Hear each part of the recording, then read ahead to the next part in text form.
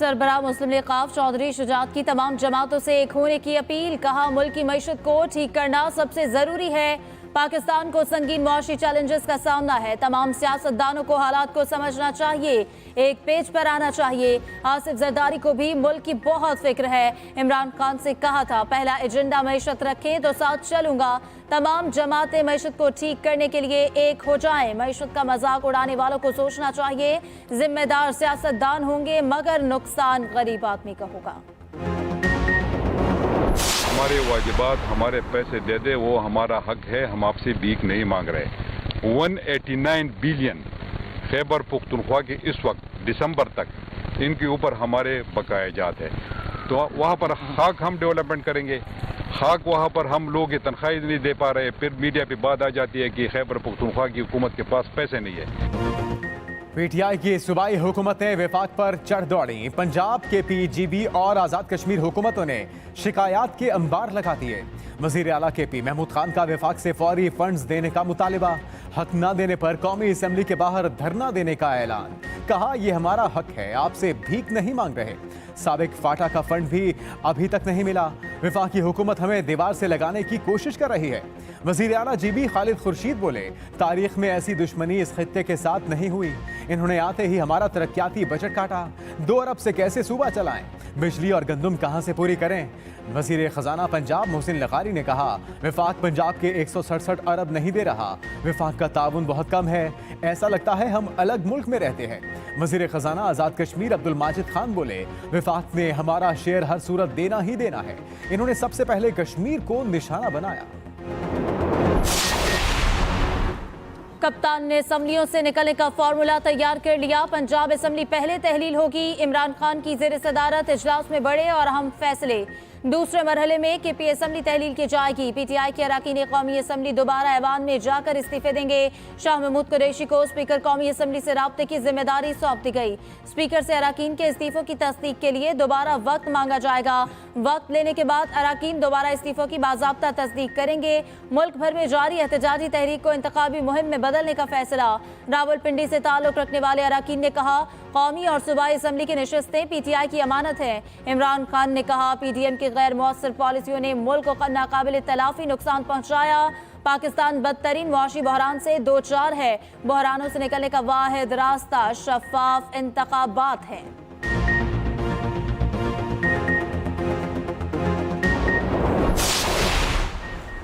कप्तान के गिर्द घेरा अब मजीद तंग। इलेक्शन कमीशन ने इमरान खान की न्यूज कॉन्फ्रेंस का नोटिस ले लिया। कैमरा से गुज़िश्ता रोज की तकरीर का स्क्रिप्ट मांग लिया। ज़राए के मुताबिक इलेक्शन कमीशन आर्टिकल 204 के तहत कार्रवाई कर सकता है। इलेक्शन कमीशन पहले ही तौहीन चीफ इलेक्शन कमिश्नर की कार्रवाई कर रहा है।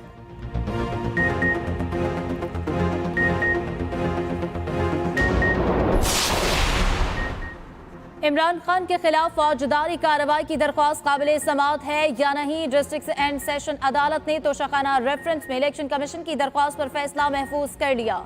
इलेक्शन कमीशन के वकील ने दलाइल दिए कि इमरान खान ने तोशाखाना से घड़ी ली और बेच दी। पूरी दुनिया में वो एक ही घड़ी थी।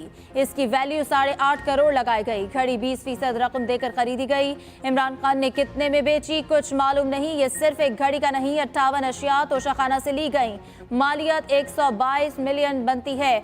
इमरान खान ने गोशवारों में तफसीलात छुपाई। जो तरीकाकार इस्तेमाल किया गया वो मनी लॉन्ड्रिंग वाला ही था। दलाइल के बाद अदालत ने फैसला महफूज कर लिया। 15 दिसंबर को सुनाया जाएगा।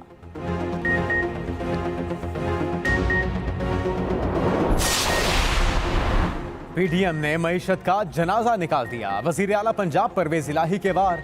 कहा, विफाकी हुकूमत हर महाज पर बुरी तरह नाकाम हुई। ये मुल्क बचाने निकले थे, इनकी अपनी सियासत नहीं बच रही। परवेज इलाही से जरताज गुल की भी मुलाकात। वजीर आला पंजाब ने कहा, इमरान खान के साथ हैं और रहेंगे। गलत फहमियाँ पैदा करने वाले पहले की तरह नाकाम होंगे। हमारा इत्तेहाद बहुत मजबूत है।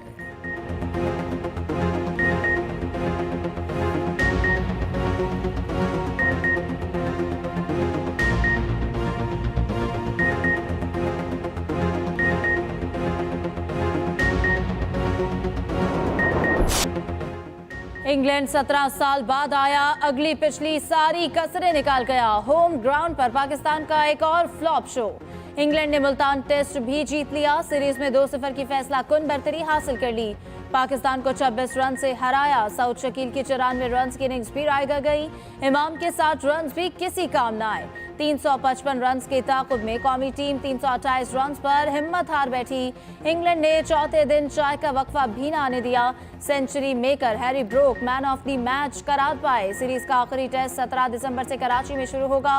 इंग्लैंड ने व्हाइट वॉश पर नजरें जमा ली।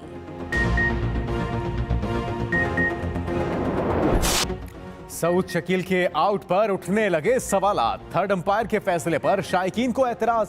सोशल मीडिया पर कड़ी तनकीद। अलीम डार और टीवी अंपायर ने आउट दिया। सऊद शकील का एज कीपर के पास गया। इंग्लिश खिलाड़ियों ने आउट की अपील की। अलीम डार ने सॉफ्ट सिंगल आउट देते हुए फैसला थर्ड अंपायर पर छोड़ दिया, जिन्होंने कैच आउट दे दिया। सोशल मीडिया सार्फिन के मुताबिक गेंद जमीन पर लगी थी। शायकीन का सॉफ्ट सिग्नल का उसूल खत्म करने का भी मुतालिबा। टेस्ट में हार के बावजूद इब्रार अहमद की शक्ल में पाकिस्तान को नया टैलेंट मिल गया। स्पिनर ने डेब्यू टेस्ट में ही 11 विकेटें लेकर सबको हैरान कर दिया।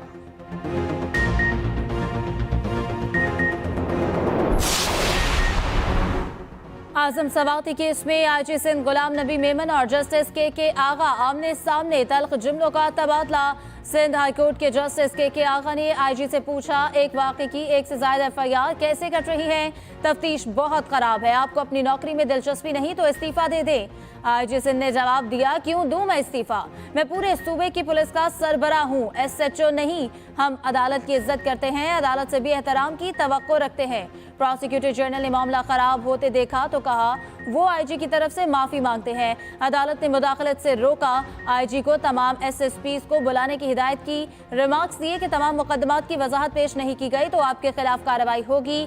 जस्टिस करीम खान आगा ने आईजी सिंध को मुखातिब करते हुए कहा, अगर आपको हमारी तरफ से तकलीफ हुई तो माजरत करते हैं, हम अपनी जॉब कर रहे हैं। आजम सवाती को मजीद केसेस में गिरफ्तार ना किया जाए। सिंध हाई कोर्ट ने हुक्म दे दिया। आईजी सिंध को तमाम एफआईआर का जायजा लेने की हिदायत। रिपोर्ट 15 दिसंबर तक पेश करने का हुक्म। कहा, आजम सवाती की कस्टडी रखनी है तो इस्लामाबाद में रखी जाए। उधर सिंध असम्बली में आजम सवाती की गिरफ्तारी के खिलाफ एहतजाज। पीटीआई अरकान ने स्पीकर डायस का घेराव कर लिया। शदीद नारेबाजी। एहतजाजन वॉकआउट कर गए। आजम सवाती के बेटे उस्मान सवाती की भी सिंध असम्बली आमद। सेनेट में पीटीआई का आजम सवाती के प्रोडक्शन ऑर्डर्स जारी न करने पर एहतजाज। शदीद नारेबाजी।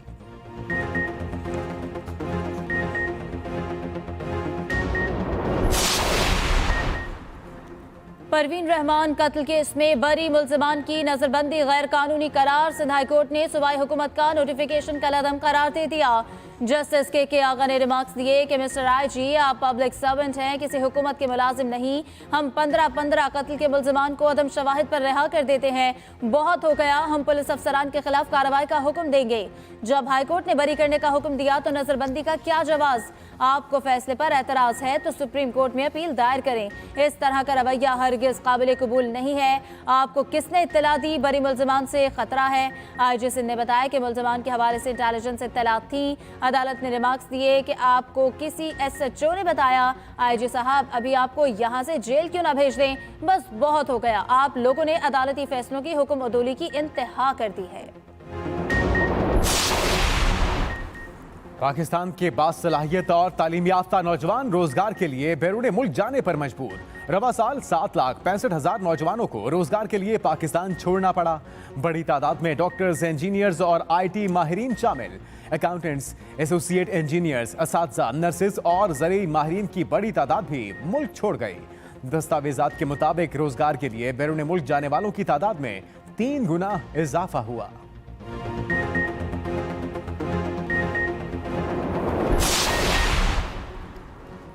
गॉर्डन कॉलेज की निजकारी नामंजूर। रावलपिंडी में तलबा फिर सड़कों पर। मरी रोड पर स्टूडेंट्स ने धरना दे दिया। गाड़ियों की लंबी लाइनें लग गईं। Principal Gordon college doctor Idris और वाइस प्रिंसिपल डॉक्टर नफीस को ओहदों से हटा दिया गया। नोटिफिकेशन जारी। स्टेटस अफसर जीशान को भी ओहदे पर काम से रोक दिया गया। 2 अफराद बतौर लेक्चरार काम जारी रख सकते हैं। शाम गए तलबा ने एहतजाज खत्म किया।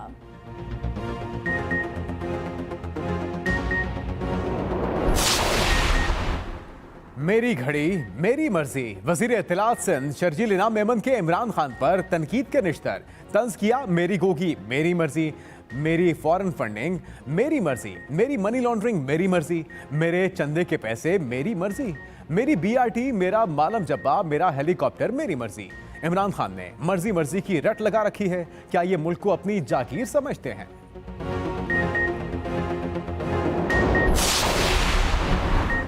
नैब की खुद मुख्तारी खत्म करने की समरी मुस्तरद। वजारत कानून के खत के मुताबिक नैब मुलाजिमीन को सिविल सर्वेंट्स डिक्लेयर नहीं किया जा सकता। तजवीज़ मंजूर करने से नैब खुद मुख्तार इदारा नहीं रहेगा। चेयरमैन नैब की खुद मुख्तारी भी खत्म हो जाएगी। नैब ने मुलाजमत को civil servants occupational group declare करने की समरी भेजी थी।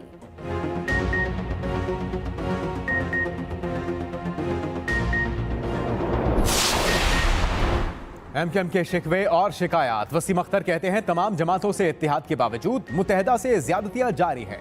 वफाक और सिंध हुकूमत की जो पॉलिसी है उससे हमारे मैंडेट को मुसलसल तकसीम करने की कोशिश की जा रही है। जिस तरह हल्का बंदियां की गई उससे हमारी सीटें कम हो गईं। नई हल्का बंदियां होनी चाहिए।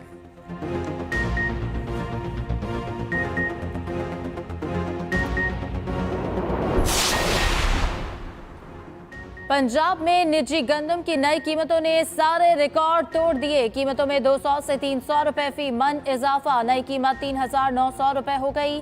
पेशावर के लिए जाने वाले आटे के थैले की कीमत में 250 रुपए का बड़ा इजाफा।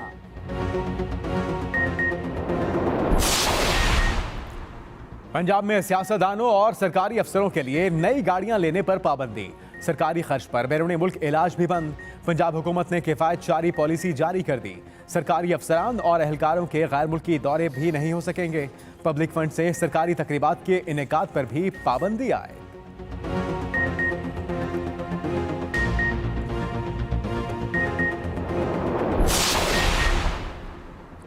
इमरान खान पर कातिलाना हमले के मुलजिम का पॉलीग्राफिक टेस्ट ना हो सका। मुलजिम को असलहा फराहम करने वाला शख्स भी पुलिस को ना मिल सका। तफ्तीशी अफसर ने अदालत में अबूरी चालान जमा करा दिया। चालान पर GIT सरबराह और मेंबरान के दस्तखत भी मौजूद।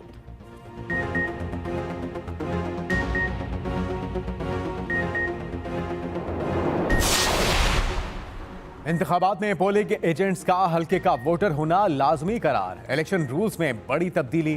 इलेक्शन कमीशन के मुताबिक पोलिंग एजेंट सिर्फ मुतल्लिका हल्के का वोटर ही हो सकता है। किसी भी उम्मीदवार के पोलिंग एजेंट का ताल्लुक दूसरे हल्के से नहीं हो सकता।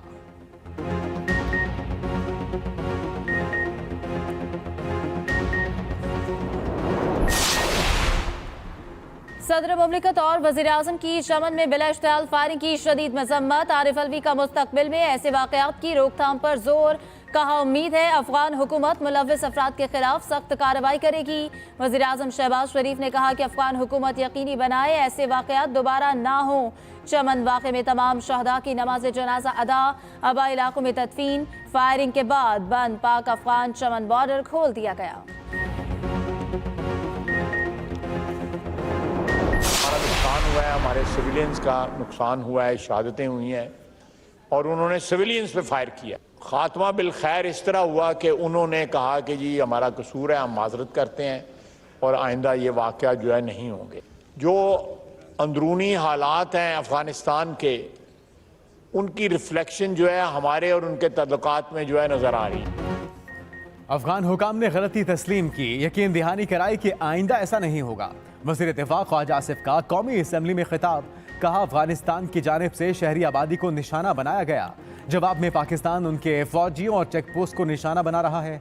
अफगानिस्तान पर इल्ज़ाम आयद नहीं कर रहे। पाकिस्तान अफगानिस्तान के साथ ताउन करता है और करता रहेगा। दुनिया अफगानिस्तान में अमन के लिए अपना किरदार अदा करे।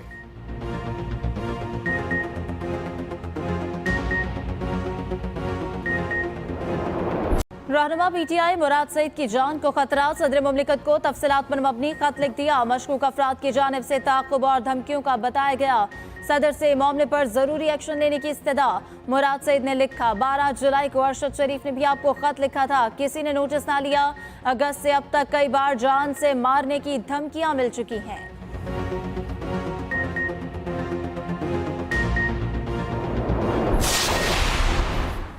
कराची में 2 खवातीन की लाशें मिलने के वाकयात। दिल्ली कॉलोनी में 28 साला सोनिया की लाश घर से मिली। वालिद के मुताबिक बेटी को कत्ल किया गया। शौहर की पहली बीवी और साली ने मिलकर बेटी की जान ली। पुलिस के मुताबिक खातून ने मुबैना तौर पर बासी खाना खाया। 1 हफ्ते से पेट दर्द की शिकायत थी। औरंगी टाउन में भी घर से 19 साल लड़की की लाश मिली। शनाख्त इकरा के नाम से हुई।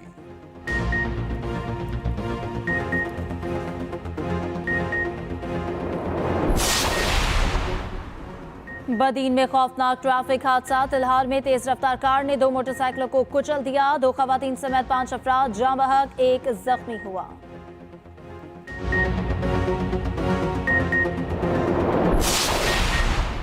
सैलाब मुतासरीन के लिए 55 करोड़ 40 लाख डॉलर का इमदादी पैकेज मंजूर। एशियाई तरक्याती बैंक ने पैकेज की मंजूरी दी। एलामिये में कहा गया कि पैकेज से बहाली और तामीर नौ की कोशिशों में मदद मिलेगी।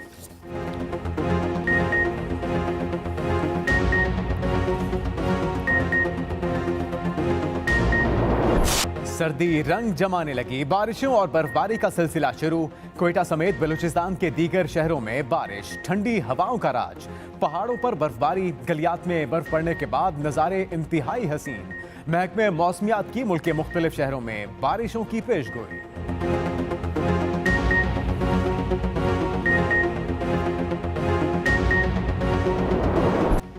फीफा की चमचमाती ट्रॉफी का हकदार कौन? सिर्फ 4 टीमें बाकी रह गई। मेगा इवेंट का पहला फाइनलिस्ट कौन होगा? फैसला कल रात 12 बजे हो जाएगा। पहले सेमीफाइनल में अर्जेंटीना और क्रोएशिया में जंग छिड़ेगी। अगले रोज तारीख रकम करने वाली मराकश दिफाई चैंपियन फ्रांस से 2-2 हाथ करेगी। तीसरी पोजीशन का मैच हफ्ते को, जबकि चैंपियन का फैसला इतवार को होगा। कतर वर्ल्ड कप में बड़े बड़े बुर्जों को झटका लगा। बेल्जियम और 4 बार की चैंपियन जर्मनी इब्तदाई मरहले को भी पार न कर सकी। 5 बार की फीफा चैंपियन ब्राजील को क्रोएशिया ने बाहर किया। ट्यूनिस ने ग्रुप मैच में दिफाई चैंपियन फ्रांस को धूल चटाई। सऊदी अरब ने अर्जेंटीना के खिलाफ कामयाबी समेटी। सिद्रा अमीन ने बड़ा एजाज अपने नाम कर लिया। ICC player of the month बन गई। मेंस कैटेगरी में इंग्लैंड के जॉस बटलर को प्लेयर ऑफ द मंथ करार दिया गया।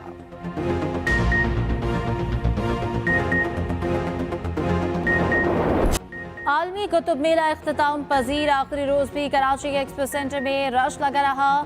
ISPR का स्टॉल तवज्जो का मरकज बना रहा। 5 रोज के दौरान 5 लाख से ज्यादा अफराद ने शिरकत की। तलबा तालिबात की खुसूसी दिलचस्पी। आखिरी रोज इंडोनेशिया और चीन से आए तलबा भी शरीक हुए। कुतुब मेले में 4 रोज 30%, जबकि आखिरी रोज किताबों पर 70% रियायत दी गई।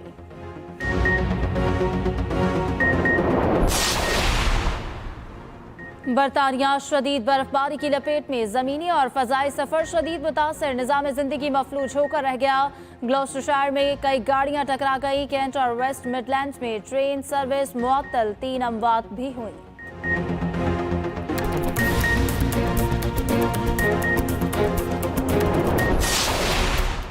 सऊदी अरब के मुख्तलिफ इलाकों में शदीद बारिशें। स्कूलों को बंद कर दिया गया। जद्दा, मक्का और ताइफ में मूसलाधार बारिशों का सिलसिला जारी।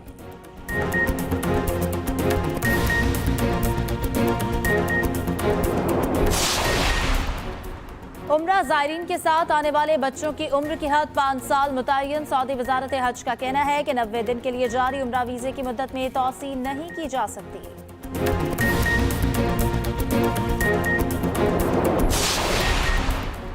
ओरियन खलाई जहाज चांद का चक्कर लगाकर 26 दिन बाद जमीन पर लौट आया।